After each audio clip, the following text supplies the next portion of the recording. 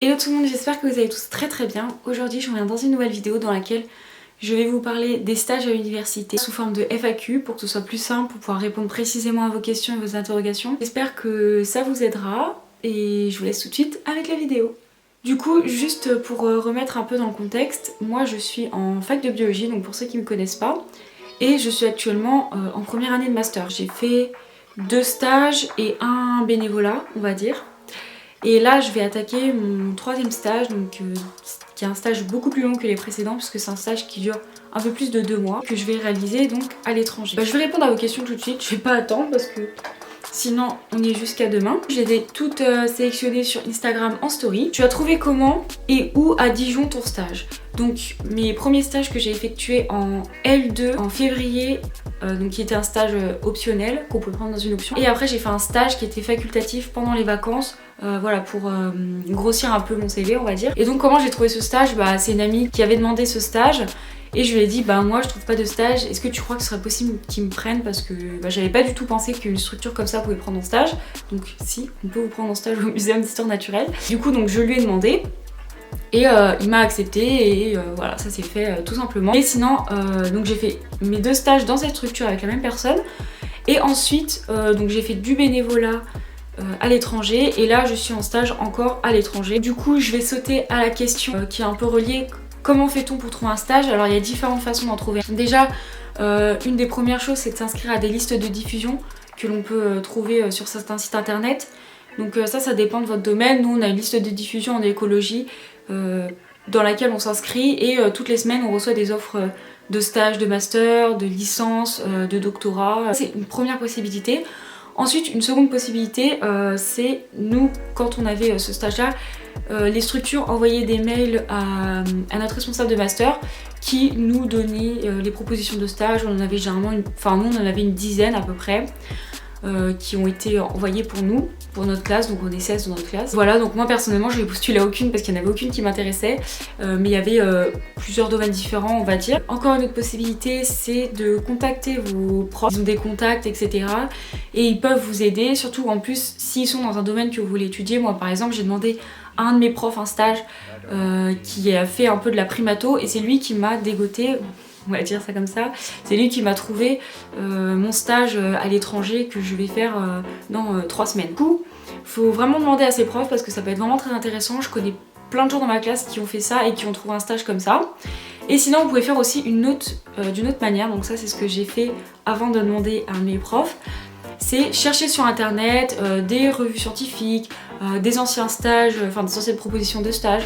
Et vous voyez les personnes qui prenaient en stage et vous prenez leur adresse mail et vous les contactez pour savoir s'ils ont des stages pour vous. Voilà, moi c'est ce que j'ai fait, j'ai trouvé 2 stages comme ça, donc un stage à la Citadelle de Besançon mais via un bureau d'études et j'ai trouvé un 2e stage il y a récemment, on m'a répondu, à l'université de Strasbourg. Mais vous pouvez trouver des stages comme ça parce que moi du coup pour ce stage là je voulais absolument faire de la primatologie. Donc c'était un peu compliqué de trouver mais j'ai quand même réussi à trouver, donc voilà, c'est possible. Contactez les structures, cherchez sur internet, les sites internet etc. Vous envoyez plein de candidatures. Et plus vous en faites et plus vous avez de chances de trouver un stage. Ensuite on m'a posé la question, c'est compliqué à trouver, vous pouvez les faire dans quel type de structure? Donc compliqué à trouver, oui, après si on arrive à se débrouiller, si on est malin, on arrive à trouver, faut juste voilà avoir du bagou et pas hésiter à contacter les gens, à les harceler. Moi c'est ce que j'ai fait pour mes stages, je renvoyais des mails à chaque fois, s'ils me répondaient pas au bout d'une semaine, 1 semaine et demie, je renvoyais un mail pour qu'ils me répondent et c'est comme ça que j'ai réussi à avoir des stages. Ça montre vraiment votre engouement pour avoir ce stage là. C'est compliqué à trouver si on fait pas grand chose. Après si vous arrivez à vous faire des liens, des contacts etc, vous arrivez facilement à en trouver un. Et ensuite, vous pouvez les faire dans quel type de structure? Donc ça dépend. Vous pouvez le faire par exemple, nous on peut le faire à l'ONCFS, dans des universités, je crois qu'il y a aussi les associations, dans des parcs naturels, voilà, vous avez plein de possibilités dans lesquelles vous pouvez faire vos stages. Le seul point que j'ai pas trop précisé au niveau du compliqué, c'est que les stages qui vont être de plus de 2 mois vont être quand même plus compliqués à trouver, sauf si vous les faites à l'étranger, puisqu'en France, la loi oblige à payer un stagiaire quand il travaille plus de 2 mois. Donc c'est beaucoup plus facile de trouver un stage de moins de 2 mois, parce que vous n'êtes pas payé, qu'un stage de plus de 2 mois. Ensuite, on demande les durées de stage en licence, donc ça dépend. Ça dépend vraiment, parce qu'il y a des facs qui vont même faire des stages aux personnes en licence, alors qu'il y en a qui vont pas le faire. Ça va être optionnel, voilà, soit facultatif, soit dans le cursus. Nous à la fac, on avait une option, on pouvait choisir, moi j'avais choisi stage, plus on pouvait facultativement faire un stage, je crois même à partir de la L1, pendant les grandes vacances en fait. Donc vous pouvez faire un stage de 2 mois, voire plus si vous arrivez à trouver. Moi perso j'ai fait un stage de 1 mois pendant les vacances. Je suis partie en bénévolat 2 semaines à l'étranger et j'avais fait un stage dans une option où j'étais notée de 2 semaines. Mais voilà, ça dépend vraiment, c'est vous qui choisissez quand c'est facultatif, par exemple pendant les vacances. On me demande quelles sont les démarches pour un stage. Donc déjà, la première chose, contactez la personne à qui vous voulez faire un stage. Il faut que vous lui envoyiez votre CV, une lettre de motivation, vous lui expliquez voilà, le pourquoi du comment on va dire, un peu comment ça va s'organiser, le but de votre stage, la durée, etc.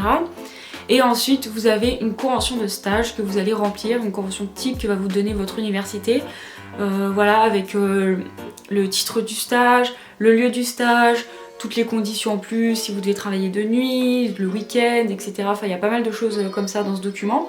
Ensuite, vous devez la signer, vous devez la faire signer à votre responsable, donc soit de master, soit de licence. Vous devez la faire signer à votre maître de stage, à la structure du maître de stage dans laquelle il travaille, et à votre université. Donc ça c'est vraiment quelque chose qui prend pas mal de temps. Et ensuite selon les pays, par exemple si vous partez au Canada ou par exemple si vous n'êtes pas en France, des fois il y a d'autres papiers aussi en plus à remplir. Moi par exemple je pars au Maroc, je crois pas que j'ai d'autres papiers à remplir à part cette convention.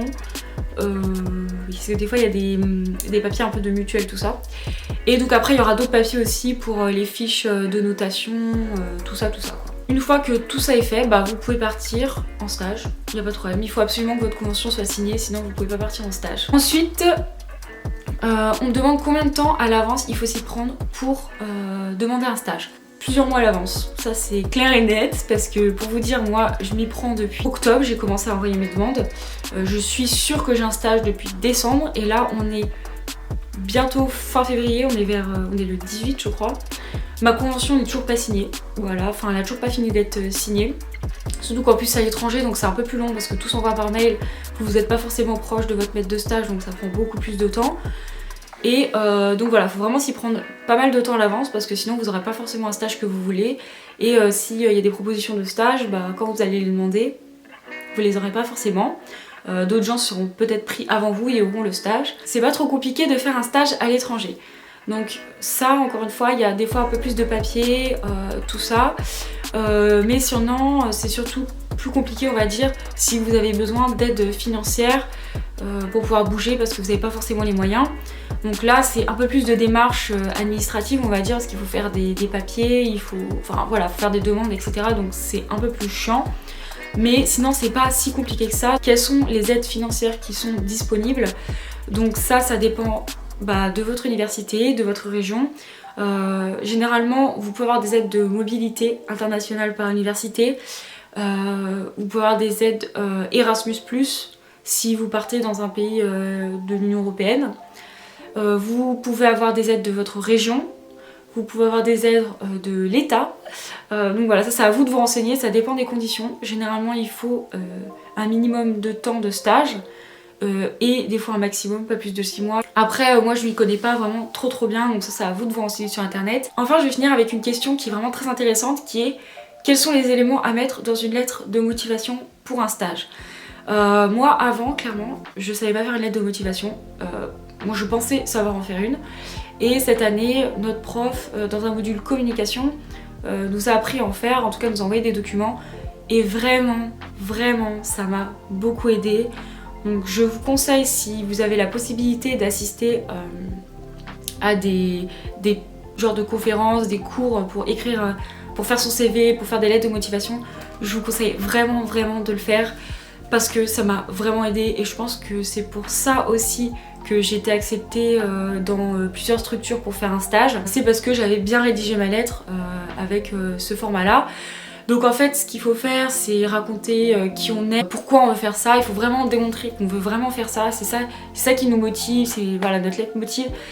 Et surtout, il faut montrer dans votre lettre de motivation que vous êtes informé sur la structure d'accueil, sur la personne que vous avez en stage, sur ce qu'il fait dans la vie, sur voilà, tout ce qu'il a fait en rapport avec ce que vous voulez faire. Pour nous, ça peut être les publications scientifiques, les études qu'il a fait. Voilà, il faut vraiment que vous montrez que vous avez été chercher, que vous êtes intéressé à la personne, pas que vous avez fait une lettre random que vous avez envoyée à 10 personnes là, avec voilà, les mêmes choses écrites et 3 mots qui ont changé. Il faut vraiment changer au moins un bon gros paragraphe qui est personnalisé à la personne à qui vous envoyez votre lettre de motivation. Donc voilà, j'espère que du coup j'ai pas d'autres questions et je crois que j'ai rien d'autre à dire parce que je crois que j'ai fait le tour. En tout cas, j'espère que cette vidéo vous aura plu. Si vous avez d'autres questions par rapport au stage, n'hésitez pas à me le dire dans les commentaires juste là et à mettre un petit pouce, ça fait toujours plaisir. En tout cas, je vous souhaite une très bonne journée et je vous fais pas de gros bisous. Bye bye.